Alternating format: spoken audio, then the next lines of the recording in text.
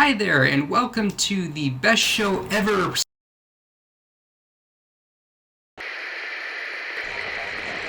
Hi, I'm Travis from TMK Interactive, and today we're going to look at how to fix some common network issues to make your next event live stream more successful. I'm sure we've all been there before. Everything is going smoothly, and then for no reason the internet drops out. Everything is all fine through rehearsals, and then we get to showtime, and then there's lag, dropped signals, and disconnection, which is very, very frustrating.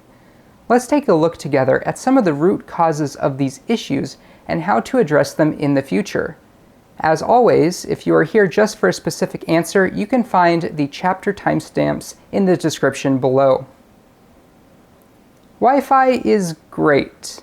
It allows us to always be connected to the internet whenever we are in our homes. Heck, even the thermostats are connected to Wi-Fi these days. However, when it comes to live streaming, Wi-Fi falls a bit short. This is because it has some major reliability issues. The best way to think of it is if you and a friend are alone in a room together talking to each other. You would be able to easily hear each other. Now imagine if you're in a crowded, noisy place. You would have to talk louder and would even have to ask the other person to repeat themselves because you couldn't hear what they said originally because it's so loud. Wi-Fi operates in the radio frequency spectrum, and it has to compete with everything around it, similar to the analogy I gave before.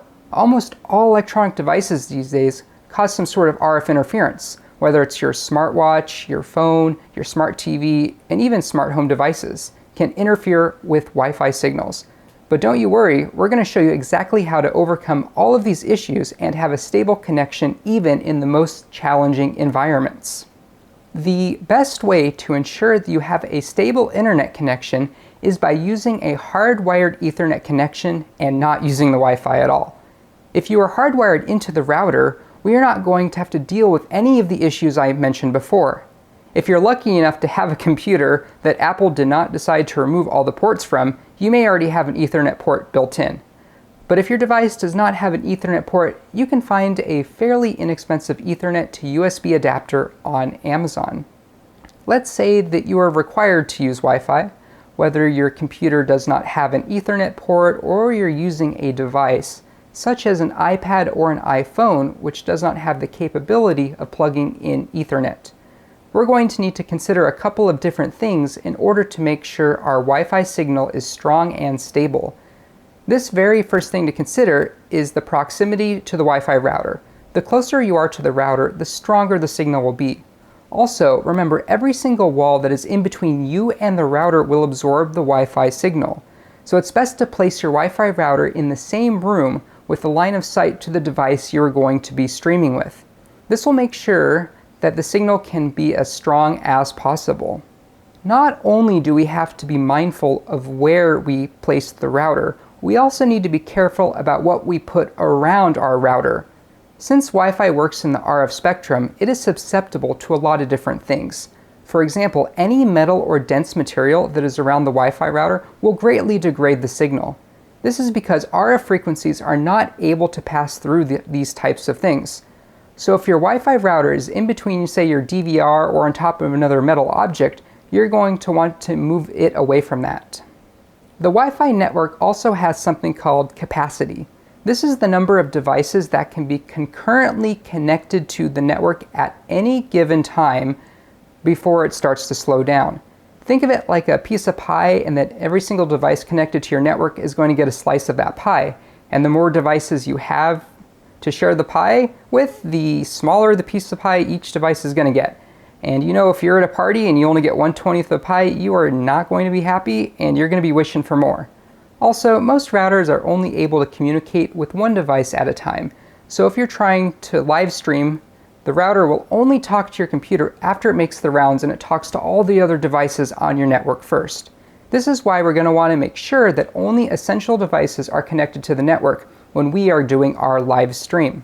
A lot of times, devices on your network will automatically upload data to the internet. This could be routine online backups, syncing your photos to the cloud, uploading to Google, etc.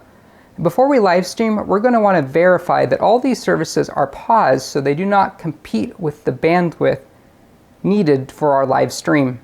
These days, Wi-Fi routers have two types of connections. There's the 2.4 GHz network and the 5 GHz network. These two numbers refer to what frequency each uses to communicate. The 2.4 GHz is an older version that has a much longer range. However, it is much more susceptible to interference. In fact, most wireless devices communicate on the 2.4 GHz frequency, and this includes Bluetooth as well as your microwave oven. That's right, turning on your microwave could make your Wi-Fi unstable. The 5 GHz network, on the other hand, works at a higher frequency, which has much less interference. But it will only work if you are in close proximity to the router. So if you have the option between 2.4 GHz and 5 GHz, try connecting to the 5 GHz network first. Wi-Fi works very similarly to the radio in your car. Each Wi-Fi router transmits on its own channel, and we're going to want to make sure that our Wi-Fi router is transmitting on a different channel than those around us. This is because if everyone is transmitting on the same channel, there would be massive interference. Let's jump on over to the computer and take a look how we can configure these channels within our router. Let's go ahead and jump into configuring a custom channel on our Wi-Fi router. But before we do that, we need to determine what channel we want to place it on in the first place. To do this, I'm going to use a tool called Wireless Diagnostics that is built into the macOS operating system. And you can do that by holding Command and Spacebar and searching for Wireless Diagnostics. When this window pops up, we don't want to click Continue, but instead we're interested at going up and clicking on Window and then Scan. What this will then do is scan all the Wi-Fi networks that are around us and determine what all the channels are being used by the other Wi-Fi routers. And it will even suggest a channel that is not currently in use. So once it completes the scan, we can see that in my area there are 5 Wi-Fi networks. And it is recommending that for the 2.4 GHz we use channel 11, and for the 5 GHz we use channel 161. And so we're going to do that. And first, we're going to want to look at the back of our router, and normally there is a sticker that will tell you how to log on to the admin side of your Wi-Fi router, and it has the address as well as the username and password as the default login. So once we navigate that, navigate to whatever the sticker says, we're going to log in. For me, my default password on my router was admin, and that will bring us into the router configuration. And unfortunately, every single router is different. So I'm going to teach you what to look out for rather than step by step. So all the routers are going to have a section called wireless or radios or something of that nature.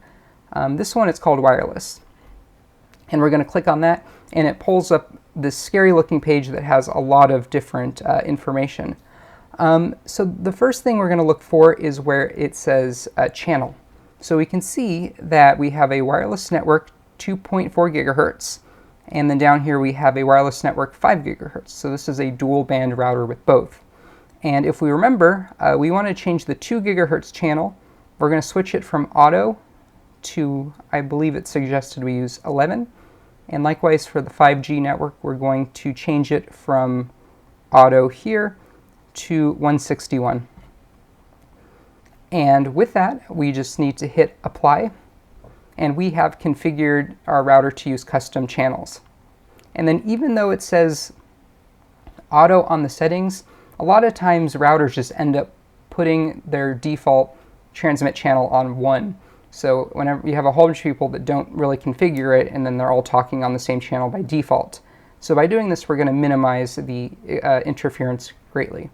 And with that, that's it for this video. If you have any questions or want to suggest any topics for future videos, go ahead and leave that in the comments. And if you like this video, feel free to like and subscribe so you don't miss any of our upcoming videos. See you next time.